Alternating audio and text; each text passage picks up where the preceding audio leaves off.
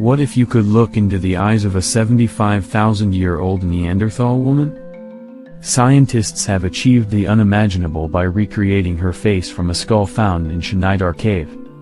This skull, once as fragile as a well-dunked biscuit, has now given us a glimpse into our ancient past.